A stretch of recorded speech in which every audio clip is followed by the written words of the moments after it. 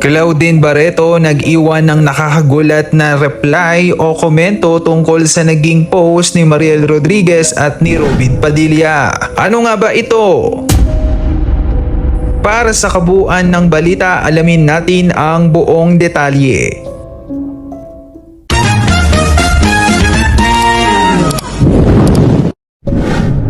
Muling naging viral at sentro ng kontrobersya ang pahayag ni Mariel Rodriguez Padilla kung saan iginiit nitong kwalipikado at nakapagpasa na raw ng batas ang kanyang mister na si Senador Robin Padilla kahit noong nakakulong pa ito sa bilibid. Lalong uminit ang usapin nang hayagang sumang-ayon ang aktres na si Claudine Barreto sa pamamagitan ng pagbabahagi ng ulat tungkol dito na nilagyan pa niya ng caption na Mariel Termulo Padilla, True, na meron pang emojis na like, pray at heart. Ang hayagang pag-ayon na ito ni Claudine ay agad na pumatok sa mga social media platform kung saan tila nag-apoy ang opinyon ng publiko laban sa kanya.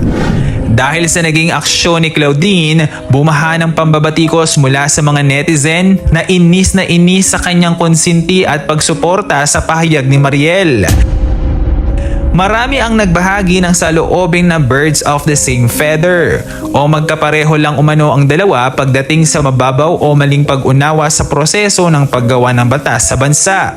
Bagamat may ilang tagahanga pa rin na nagdepensa kay Claudine at nagsabing karapatan niya ang magpahayag ng suporta sa kaibigan, hindi pa rin mapigilan ng marami ang magpakita ng matinding pagkadismaya sa dalawang kilalang personalidad.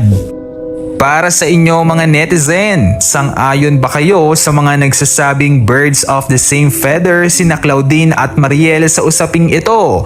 O may katwiran din ba ang pagsuporta ni Claudine sa pananaw ng kanyang kaibigan? Comment down below.